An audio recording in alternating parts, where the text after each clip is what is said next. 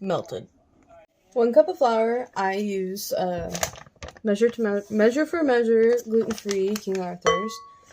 I have celiac disease and I'm allergic to wheat, and this one has no wheat starch in it. Their bread flour does. Their gluten-free bread flour does have wheat starch in it. A dash of salt. I always just do this. Flung some at me. At myself over here. I like to do all the powders first, like all the dries first, and then I mix the wets all together, and then I'll mix them together. Sometimes I just do it all in one bowl. I guess we'll really see how I'm feeling. Let's be going. Alright, 3/4 tablespoon of baking powder. 1, 2, 3. Alright, I need a teaspoon of vanilla.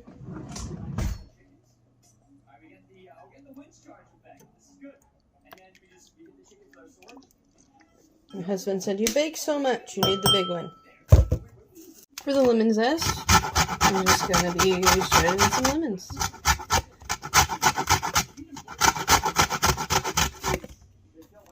Alright, and I need about, oops.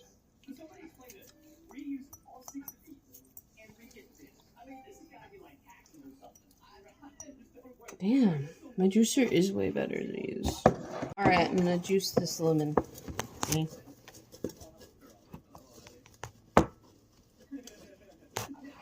Trying to do it without the juicer, terrible.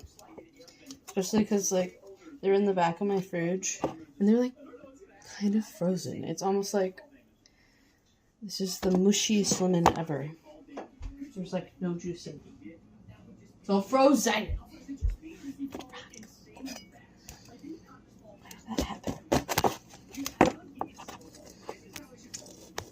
Okay, well that one's better. Oh, it is like super cold though. It's frozen.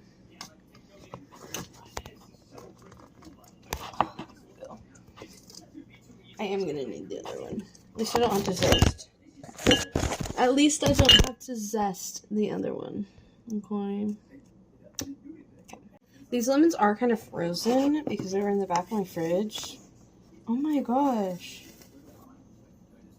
This one's incredibly frozen. What the hell? Okay, well. Maybe if I leave them out on the stove, they will thaw a little. And about a tablespoon of zest. So I mixed like the lemon juice that I got, the vanilla, and the zest all together. And that's gonna be for the muffins. And then I'm gonna add the sugar to this. And I can't have eggs, so I'm gonna mix some egg replacer together and let that sit aside and kind of like mold together because it has like psyllium husk in it and stuff, and it's a bonder. Yeah. Or bonder to help the muffins like stick together. And I don't have a microwave, so I melted my butter on the stove. This is 1 or 2 tablespoons of butter for my crumble. I'm setting it in the pan that I melted the butter in so it can melt and be usable when I need it. My egg replacer is 1 tablespoon for 1 egg and then 2 tablespoons of water. And then you mix it together, let it sit, and then add it to your wet ingredients. And then I'm going to add the wet ingredients to the dry. This is the egg replacer. It's really watery at first, and I can show you what it looks like after I've let it sit. And I am stirring with a knife because it was already dirty, and I'm not trying to make any more dishes than I gotta do, right? Plus, I think my dishwasher's like an 18-inch or something. I couldn't fit a 24 where I have a dishwasher, so I had to get the smallest one I could get. Trust me, it doesn't matter. When you've been hand washing dishes for a year, a dishwasher's a dishwasher. This is for my crumble. I need about a tablespoon, so we're gonna throw that in here. I'm having the butter melt right now, and I'm gonna throw in 1/4 cup of flour. Tablespoons is really just 1/8, so 1/8 of brown sugar. I didn't count on my lemons being frozen. Yeah, because they're in my fridge.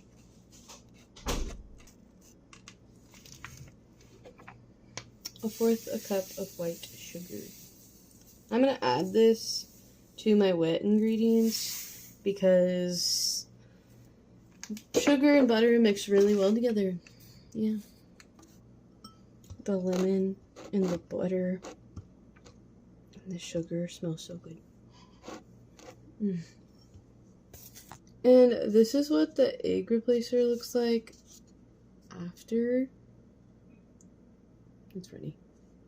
It's runny, but it's goopy at the same time. Alright. I'm going to add the wet to the dry.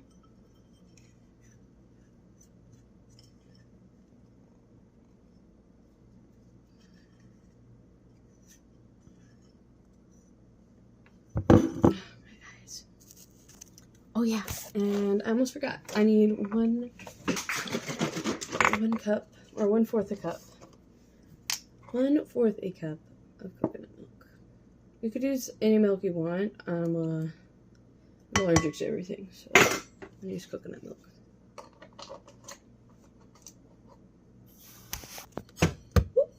And I'm gonna mix that all up.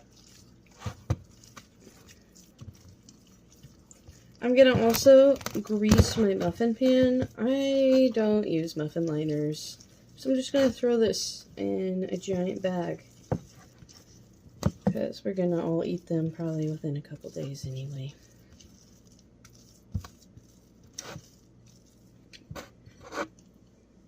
Should look like that, right?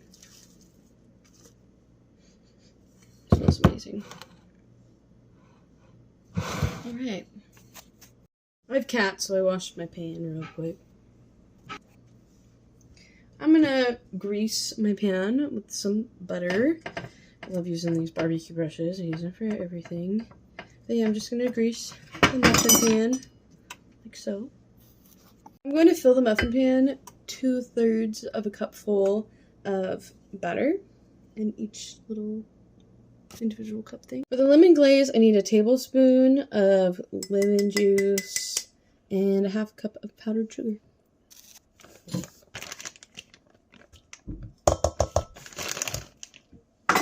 I'm wearing it. You mix that up until it's all sugary glazy.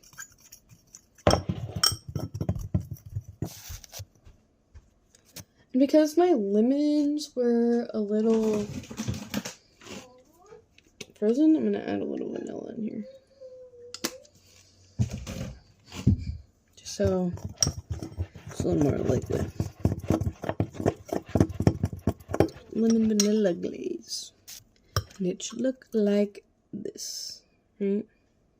Some glaze, which I have a little bit of sugar stuck to the sides, but yes. I'm going to stick it on my stove so it's a little warm. For the crumble topping, you need the flour, the brown sugar, the zest, and then the butter, right? You're going to mix that up until it's like a dry crumble, but you want the crumbles to be like pea-sized. Oh my gosh, I mixed the bowl that time. I got it all over the floor. Yeah, it should look something like that, right? Alright, this is about the consistency you want. I paused it so I could like really go at it for a minute. Then I'm going to evenly distribute this all over the muffins. I don't know, I'm going to pat it on there. I don't know. I want the crumble to stick a little. Yeah. Alright, buddy. And it should yield about 10 muffins, but mine yielded about 8. Which is okay. And feel like it'll determine how much sticks to your bowl, how many grams it is, because sometimes measuring cups aren't exact. This is what it looks like in my pan after I put the crumble on top. This pan is really old, so excuse any oil stains on it. It's really old. It's a Martha Stewart pan. It's probably about 6-7 years old. I'm gonna stick these muffins in the oven at 375 for 22 to 28 minutes. Ready?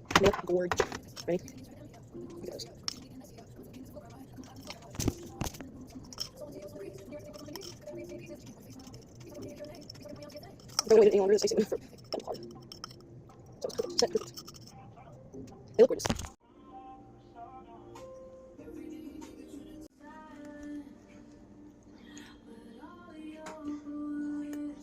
Sometimes it's hard to believe it's gluten free.